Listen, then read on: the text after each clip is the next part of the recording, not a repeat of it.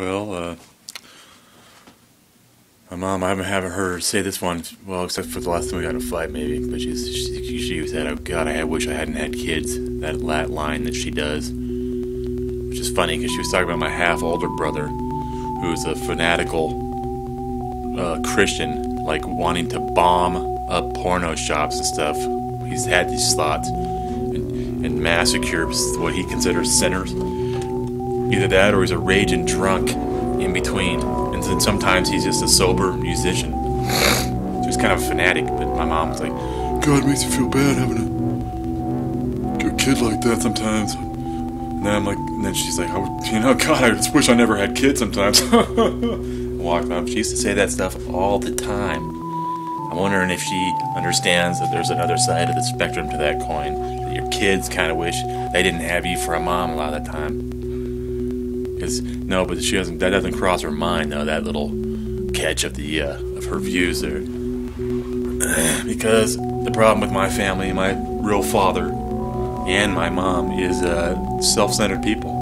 They view reality through their lens like it's the only reality or the most valid reality. And sure, I do that too. And most people do, like my little brother does that. But at least me and my little brother are aware that there are other realities, and ours are just ours, you know. Sure, we might think ours are a little better, but we're more aware than, say, my mom, my real dad, and my half-older brother. That's the difference.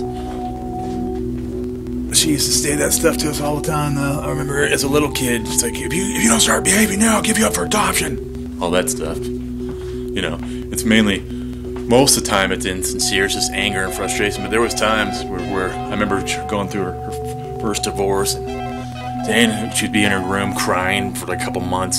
Or no, it was like her third divorce, my first stepdad, and she'd be crying in her room for weeks. It's the first time in her life she's alone for any time over 5 weeks, or something like that, and she's like, "I wish I never had you kids, they're fucking kids ruined my life," screaming and crying in her room.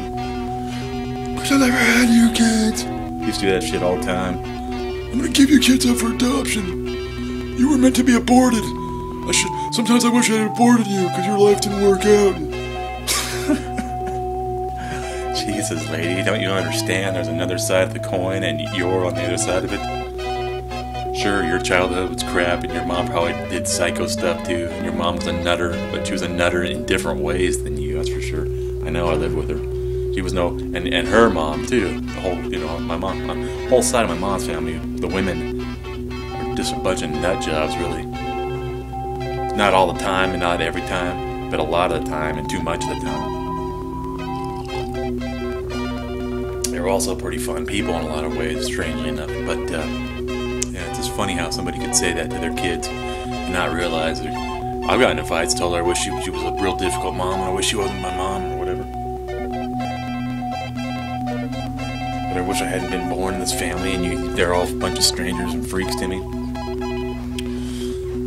And the one who understands it the best is my little brother. He's a little sharper, I think, than... They're all fairly intelligent people, too. They just are emotionally a little warped. Tense and warped. They can't handle it. That's how I am, too.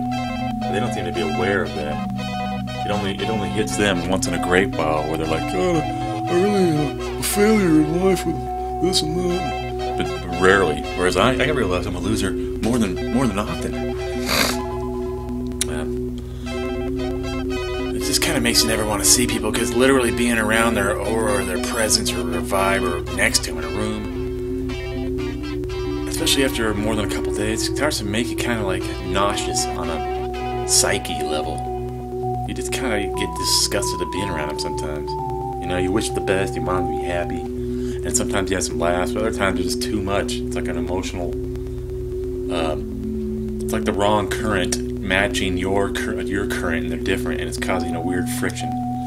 And it seems kind of neat sometimes, but most of the time it's kind of draining. Whatever. I wish I never had you viewers. I'm going to give you viewers up for adoption. You viewers were meant to be aborted. The doctors told me to abort you, but I decided to have you. Sometimes I think it would have been better for you viewers if I had aborted you.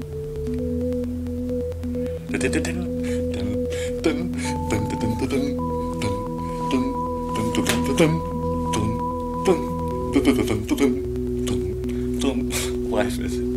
has really been a fucking joke to me ever since I was a little kid walking around wondering what it's gonna be like. What are we all doing here? What's the meaning of all this? Who are all these fucking weird people? Why is there so much fighting? And it never hasn't gone anywhere near what I thought it would ever. I actually thought by now that I would be doing maybe not complete success, but I'd be actually working in a field, creative field that I liked. Or when I was younger, for a couple years, I liked sports a lot, but mainly that was mainly, I realized later, due to the romance of seeing sports movies or watching sports videos with music soundtrack. And I realized how much I liked that and wanted to try to do music at a late age. I didn't start music till I was like 19 or 20. And that was all guitar-based stuff, typical stuff, and I always liked electric stuff, but I never got into it. And I'm still not that really into it, but I delve into it a little bit because of my smart devices have applications that I can do that on, and it's real fun. And the video stuff too, I could easily have seen me, I don't know why I didn't think of that earlier and started doing that earlier with a simple camera. It just never crossed my mind, but when I was a kid, that was exactly what I loved. When I was like 11, 12, 13, I used to make plays and sketches and skits and dance routines and direct my friends, and we do make our own videos of like Weird Al Yankovic Beat It, you know how Weird Al Yankovic covered Michael Jackson's Beat It with his version called Eat It. It's all about food and people and whatever. Well, I used to do whatever. It's just like sometimes I just wish I never had you viewers. You ruined my relationship with my life. You goddamn viewers ruined my relationship with my life. One time, I was really scared of my mom once. I was like maybe 6 and my brother was about 4. She took us to a movie and they were doing some construction on the corner of this weird little elevator. And it wasn't that deep. It was about 5-6 feet. This empty, hollowed out thing, and they only had like one little rope around it protecting it. It was like an elevator shaft that was empty or something. And apparently we were being loud or talking too much. It was some movie. I don't remember the movie. I was too little for this, or wasn't interested or something. She got really mad, pulled us over there. She's like, "If your kids don't shut up now, I'm gonna throw you down in there and leave you. I'll throw you down in that well and leave you." I was like, and that really scared me, the little kid. I was like, what's going on here? My brother doesn't even remember that. So yeah, it's been difficult, that's for sure. You know, she's protected us and helped us out and all that. Prayed the best she could in her way. Now she's divorced again and alone for the first time for a couple of years in her life. And she just sits here in her house and stews about it all. And has some degenerative immune system disease. I can't remember what it's called. But she blames that on every single thing in her life that goes bad now. Why she can't leave her house. I can't because of this and that. And blah, blah, blah, blah. I don't know, man. I just